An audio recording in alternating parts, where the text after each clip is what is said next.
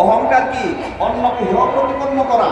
মনে করেন আপনি আমার থেকে জ্ঞানে, প্রজ্ঞায় অথবা সম্পদে বেশি হয়ে গেছেন, তখন আমি আপনার কথা মানুষের কাছে তুচ্ছ তাচ্ছিল্য করে প্রকাশ যদি করি, সেটির নাম হচ্ছে অহংকার। ও কি জানে ওর কয় পয়সা আছে, আমারই বেশি আছে।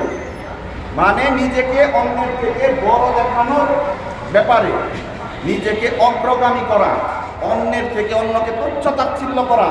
এই ক্ষেত্রে এই ব্যক্তি তখন প্রকৃত মুসলিম থাকতে পারেন না।